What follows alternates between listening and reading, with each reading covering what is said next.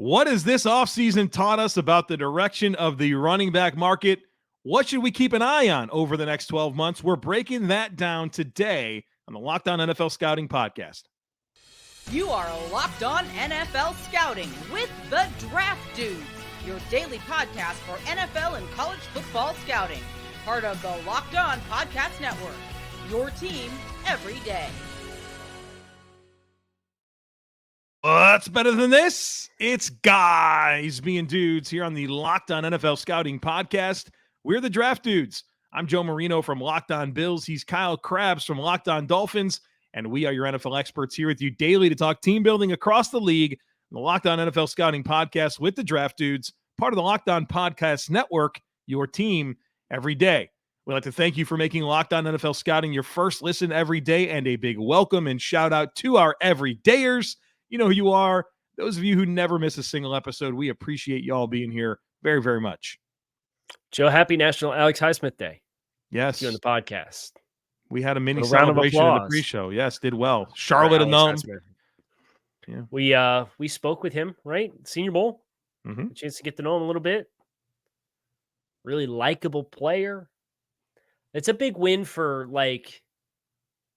who's the Youngstown State kid? Derrick Rivers? Derrick Rivers, yeah. Like that kind of pass rusher that everybody always fell in love with because he's speedy and super bendy and flexible. Of course, he goes to Pittsburgh and hits. Mm-hmm. Big surprise there. Third round pick too, right? Yeah. Yeah, but it's always cool to see those kinds of players. Congrats. You're a top 10 pick. You got the bag. Cool. We'll talk about running backs today and the challenges that they face. But guys are mid-round picks, small school guys who go to the right situation and develop.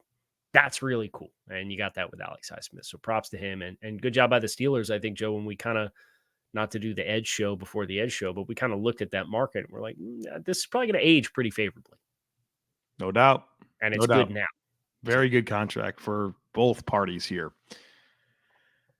Very good contract. Interesting segue because I think some of these running backs are looking for some very good contracts. And so today on the podcast, we are going to dig into this. And what's great about this is we had planned for this to be the podcast today before Josh Jacobs and Derrick Henry and Le'Veon Bell and all these guys went to social media to express their frustrations over the running back market. And so today we're going to talk about what this offseason is teaching us. We're going to take a peek ahead to some of the big expiring contracts at the position group. And Kyle and I have some predictions over the next 12 months coming up later. But Kyle, the big running back contracts that happened this offseason, Miles Sanders, 4 years, $25 million. That's $6.25 million average annual value. David Montgomery goes to the Lions, 3 years, $18 million. That's $6 million a season. Jamal Williams, 3 years, $12 at $4 million AAV. And then you just had this group of guys that are going to have roles, potentially some starters here that are very low cost. Alexander Madison, 2 years, $7. Jeff Wilson, 2 years, $6. Raheem Mostert, 2 years, $6. Or 2 years, $5.6. Devonta Foreman, 1 year, $2 million. Devin Singletary, 1 year, $2.75. Damian Harris, 1 year, $1.7. And so that's been the big contract distribution this offseason. And then, of course, what's happening right now with Josh Jacobs and Saquon Barkley and Tony Pollard, who all got the franchise tag. And that would be $10.1 million this year. But there's a lot of reluctancy from those guys to sign that. So a lot happening, right? You got 3 guys on the franchise tag that did not get contract extensions done. And Saquon and the Giants reportedly were quibbling over $1 to $2 million per season was the make or break that they couldn't come to a middle ground on. And Josh Jacobs is in his car in the parking lot with Max Crosby on Monday in case the deal gets done so he could go in and sign it before the deadline, and it doesn't happen. And tell these guys really wanted to get these contracts, right? And I think big part of the reason why is you kind of understand if it didn't happen, from this point on for those guys, what leverage do you really have? Go and have another great year, I guess. Right. Your alternative is to make yourself a martyr like Le'Veon Bell did and literally surrender a year's salary in the peak of your athletic prime. And it's just, if you're financially in a position to do that, great, go ahead. But if you're trying to maximize your earning potential, these guys that are young guys are just coming off rookie contracts. I don't really think you're in a position to do that because the whole objective is maximizing your earning potential. Mm-hmm.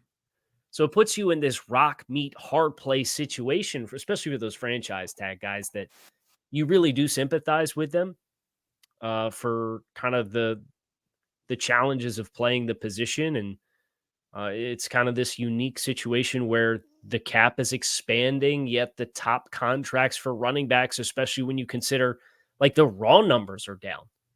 Never mind the fact that the cap, when some of those guys sign big deal contracts, like what Todd Gurley and Ezekiel Elliott, when they signed their deals, what the percentage of cap that was versus the percentage of caps that guys are getting now, like it's down big time.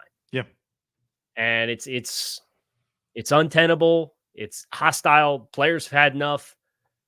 We don't know what the fix is. I think we have some ideas, some brainstorms. We've seen a lot of people float out a bunch of different ideas, but you certainly sympathize with those guys. And it's even uglier when you look at teams signing a running back onto a new team. Do you remember this study Yeah. I did? Yeah. I was hoping you bring it up here at some point today. Let me see if I can pull it up. I'm gonna float around and produce this thing. So if you want to, yeah, I can. I'll make a comment for me here. I'll get us loaded in. A comment I'll make here because you brought up Le'Veon Bell, and I figured he'd be part of this conversation at some point today. Le'Veon Bell in 2018 decided he wasn't going to play football at all and set out the entire season. Now, that choice was, I don't think it worked out for him. He could have just played in 2018 and made $14.5 million. He wound up getting $27 million guaranteed from the Jets, but giving up 14.5 to get 27, I don't think is a smart move for him, and I don't think it played out correctly. So the whole holdout angle, like you said, there's just not a lot of leverage. Meanwhile, you just get older. So, and he did win big versus the other running backs that signed contracts to go elsewhere. As you could see, if you're on the YouTube channel, I have this table up. I did all this research, right? And it was in the midst of the Dolphins fans and their debates for Locked On Dolphins for, what do you sign Dalvin Cook for? Do you give him $10 million? It's like, hell no. You don't give him $10 million. If you were willing to pay him that, you should have just traded for him in the first place, right? He was due like $11 million. But teams, and the filter here is in the last 10 years, contracts signed by a running back in free agency with a new team. The number of contracts over the last 10 years for a running back to go to a new team, there are 3 of them in excess of $8 million or more. It's Le'Veon Bell, Melvin Gordon, and DeMarco Murray. How'd 2 of those 3 stories end? Not good. And Melvin Gordon was 2 years versus a 4-year deal for Lev Bell and a 5-year deal for DeMarco Murray. The contract's above $6 million. You have Jerick McKinnon. He didn't even play the first 2 years on the deal, and it was $7.5 million per season, and that was signed back in 2018. The Lamar Miller deal might be the best contract out of the bunch, leaving Miami to go to Houston. I mean, his production, you can kind of, let me scroll across here so I get the numbers right. But Lamar Miller in Miami averaged 12.4 touches per game for 62.5 yards per game. He averaged almost 18.5 touches per game on 82 yards per game. So his touches went up 6 touches per game, and his yards went up about 20. It's the only contract in this $6 million or more stratosphere in which the production on the new team went up versus what it was on the old team. So you have all these dynamics, and this is why teams feel the way that they feel. I'm not justifying the running back market depreciating relative to all of the other positions as the salary cap grows, but it's not just, Todd Gurley and Ezekiel Elliott signed monster contracts, and by the time the first year of the new contract rolls around, they're already washed and they're done. It's the new teams that are coming in and signing these running backs This is a 10-year sample size. All of the big contracts are not successful maneuvers. So that's where the teams are at with this. Makes sense, Kyle.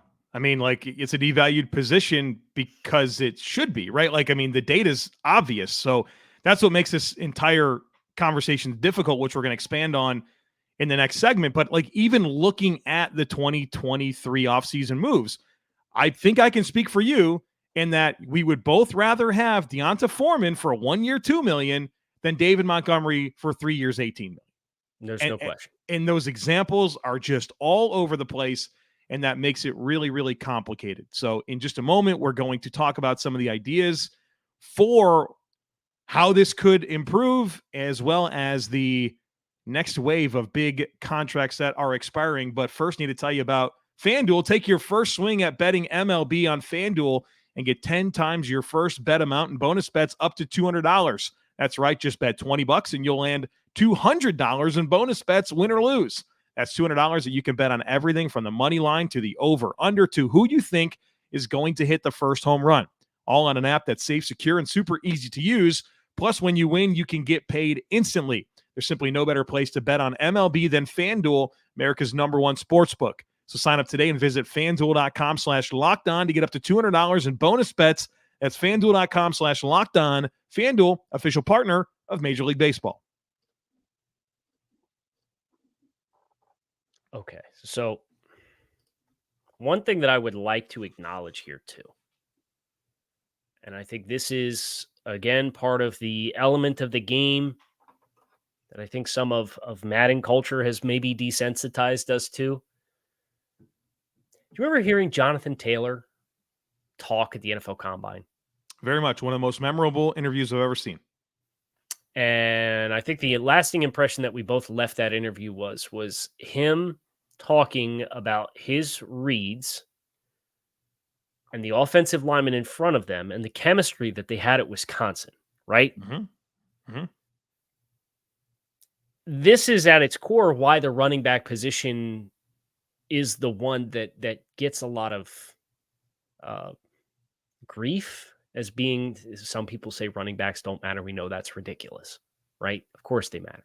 But you are more dependent on the players around you to execute your primary responsibility than a lot of other positions around the NFL. Because there's not a lot you can do about a 3 technique that shoots the B gap and hits you as you're receiving the football. And I think that chemistry component, that's why we're just looking back over these contracts again. And the percentage, like, of the contracts in excess of $6 million more or more per season, the ones that were signed that we have closure on, like we don't have closure on David Montgomery to the Lions because he just signed it. We don't have closure on Miles Sanders to the Panthers because he just signed it. We don't have closure. We don't know where Dalvin Cook's going to fall. Le'Veon Bell played 25% of the 4-year contract of games possible when he first put pen to paper. Melvin Gordon, again, a 2-year deal, played 100%. DeMarco Murray signed a 5-year deal and played less than 20% of the possible games on the contract. Jerick McKinnon played 24% of the contract. Chris Ivory signed a 5-year deal and played 31.5%, 31.25% of the games on the contract. Again, Lamar Miller, 68%. It's the best contract of these plus $6 million deals on new teams. Chase Edmonds traded at the trade deadline of his first year of a 2-year deal. Like, the teams are finding out pretty darn quickly that the chemistry component of these guys signing new deals with new teams is not yielding the same kind of chemistry that they had in the environment in which their performance was high. So I think that's why you see more teams like Aaron Jones willing to give a $12 million per season extension, like Alvin Kamara, right? Like, if you're going to do this deal, it should be with the team that you're performing with, because you have a much more defined idea of what you're getting versus a brand new chemistry experiment for a player that is so dependent on what else is around it.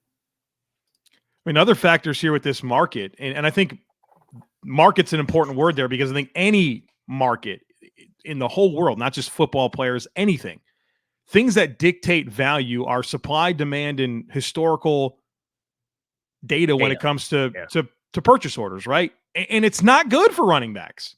So like when you can look at it like that, you could say, yeah, I get it. I totally get it. And it's unfortunate.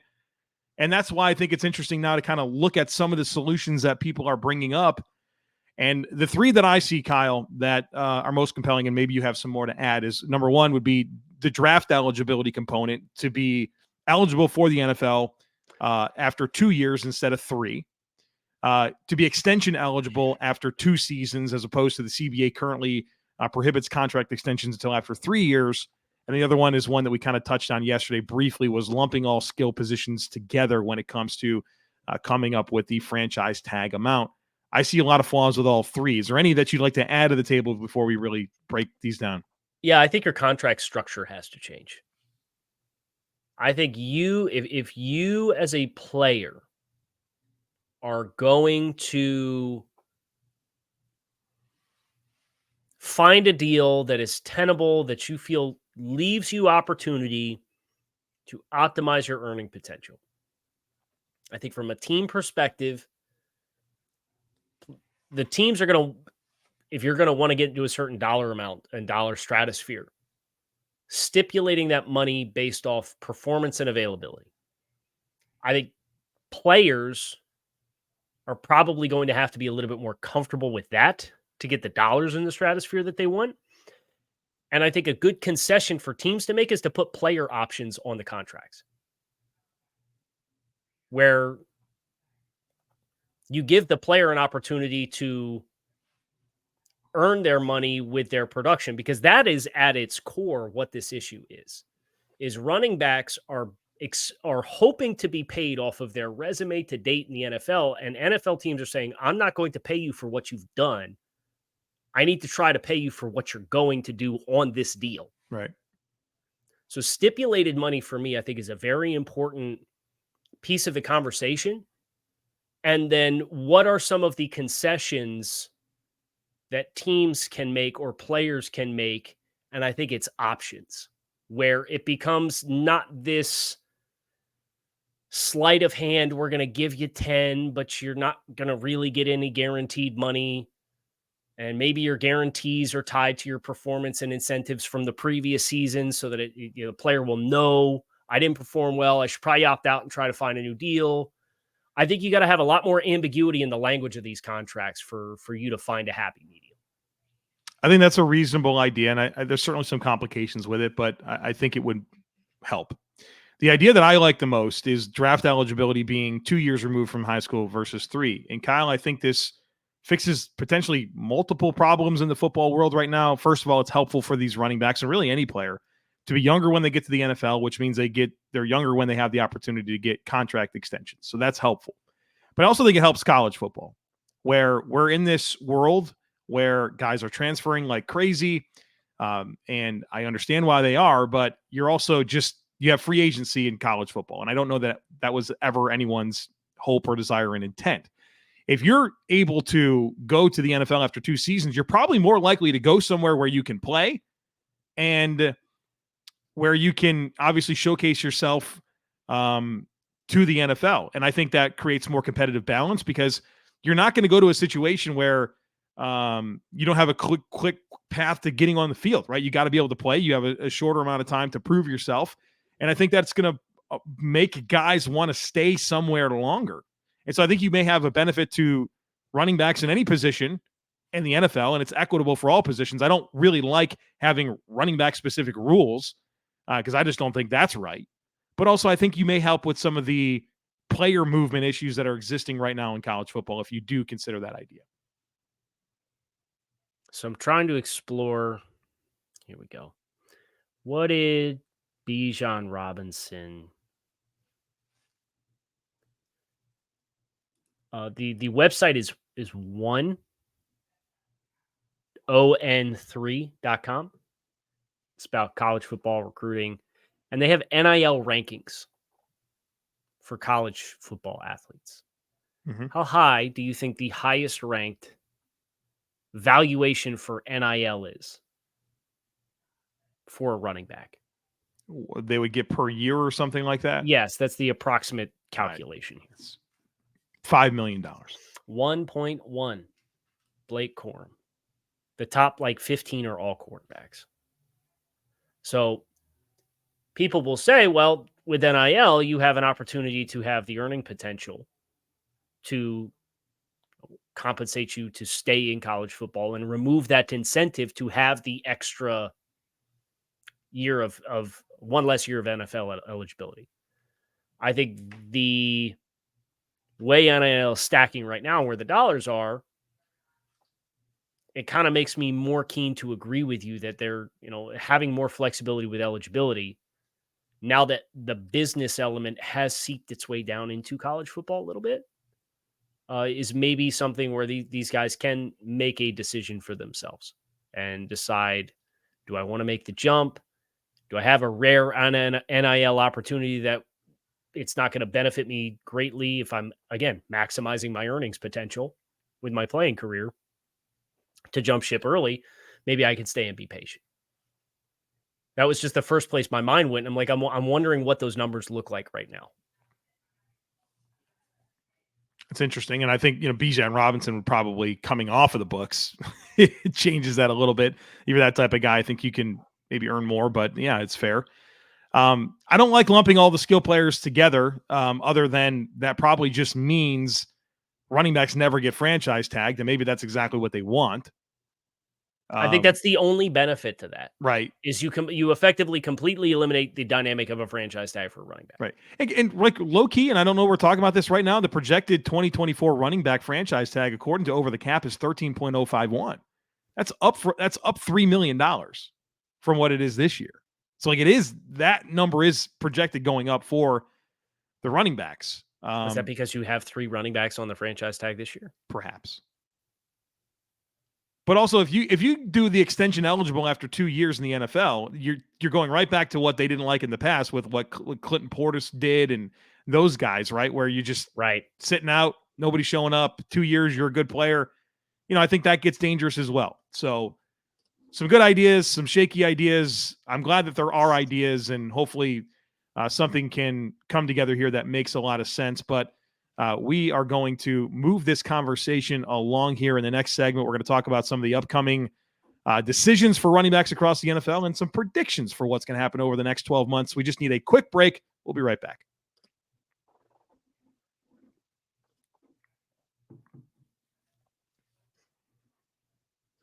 All right.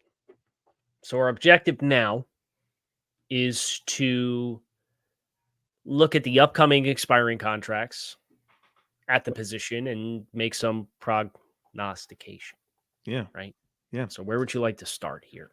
Well, let's set the table here. You have some big expiring contracts next offseason. Derrick Henry, Josh Jacobs, Tony Pollard, Saquon Barkley, that same cast of characters.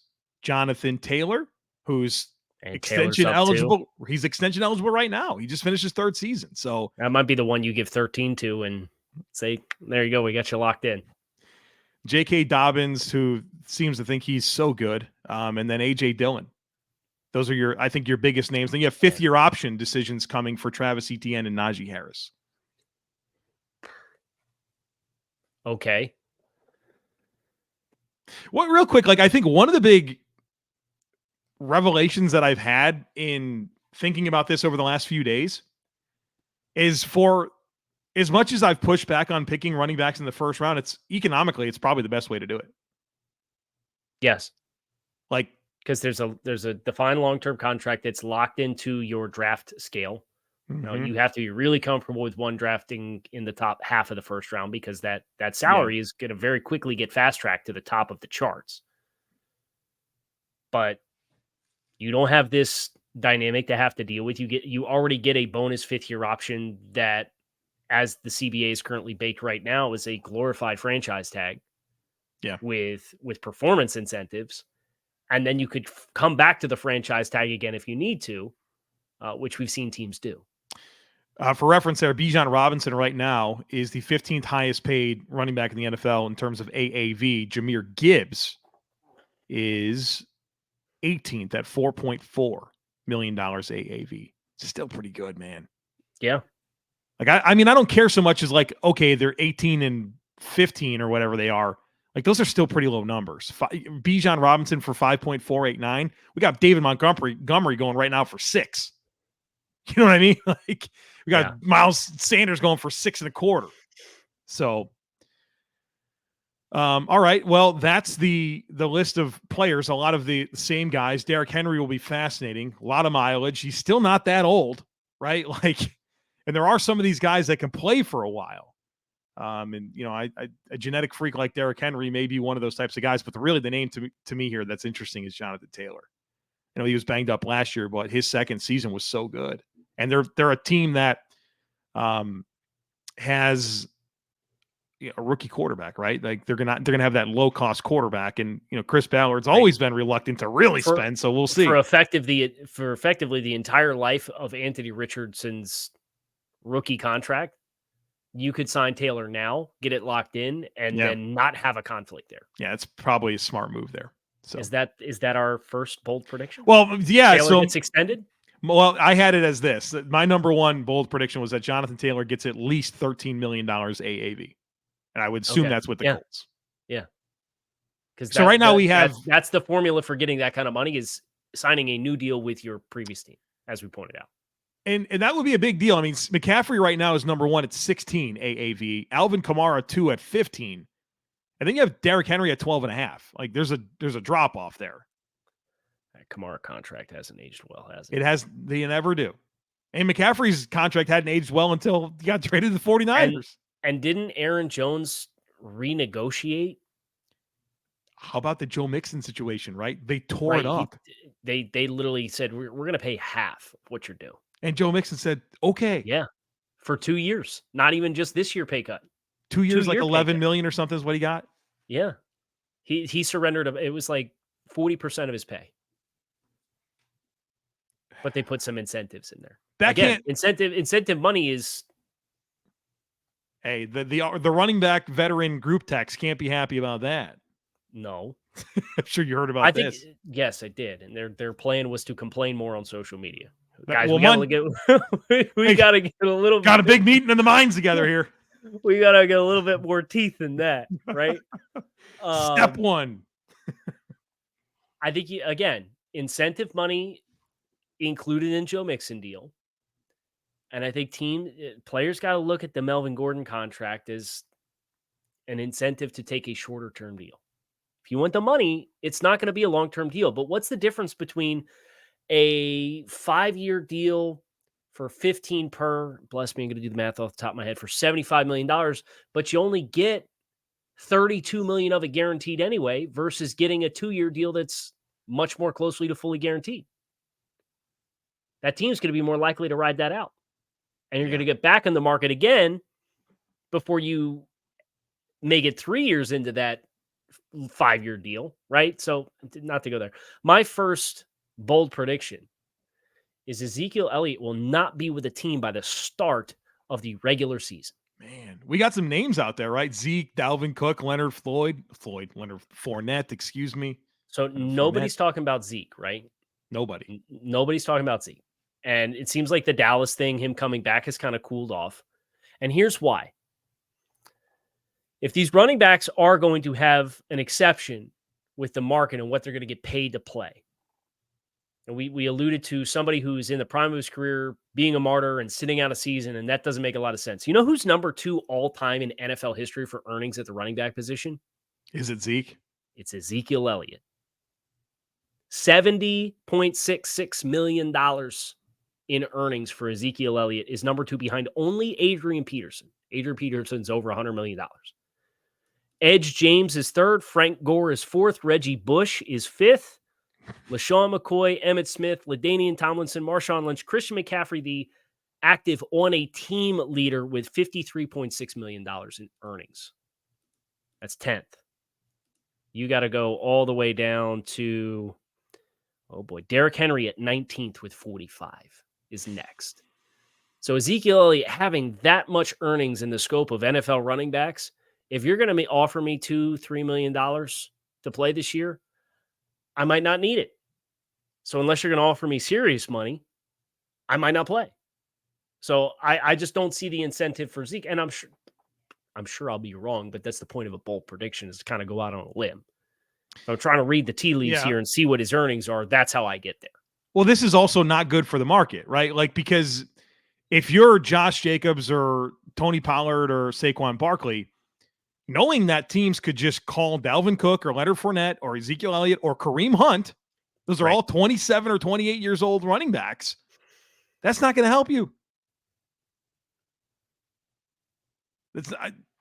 If you're apprehensive about paying those guys, I'd be like, okay, don't show up. That's fine. You won't get any money after week 10. You don't get the crude don't season. sign your tender. I'll sign somebody for half your dollar amount. Yeah, okay. You feel I could put into your position and right. can compare, because you have reasonable players of all different kinds of skill sets and body types too. This is not like, this isn't just, oh, well, we need a power back, so Leonard Fournette's out there, but we wouldn't want to sign Dalvin. Like, you got options. You do. My second prediction is that no running back holds out. None. I don't think it happens. I think this is all threats. Of the franchise tag guys? Yeah, I will say this year and next, there's not a single running back that actually holds out. Because at the end of the day, I think Lev Bell tried walking away from the 14.5 to get 27. Still didn't get the 14.5. He could have had both probably. And the options are always going to be full. Look at right now, like we just talked about. And I just don't see it happening. Like, maybe a little bit into camp, but I'm talking about like legitimately holding out of regular season games. Here's a fun stat for you. Lev Bell, he's 21st all-time in NFL running back history in earnings with $45.38 million in earnings. Mm-hmm. How high up the list from 21st does he go if he plays for the 14 on the tag? Ooh, that's fun. 21st. I'd imagine it's a pretty good jump because, that's a lot of money. Maybe top 15? He goes to 8th. Wow. 8th right now, LaDainian Tomlinson, 56.88. So 45 plus 14, you're over 59. And you're $2 million behind Emmitt Smith for 7th. And if you played on the franchise tag, you probably get a deal that would have given you close to the same amount of money in the first 2 years of what you got from the Jets anyway. Correct. So I know you can play that coulda, shoulda, woulda. Oh, you would have played on the tag, so you get the 14, but not the 27. But like the next 2 years, he probably would have been close to 27 because, again, he'd be playing with the same team.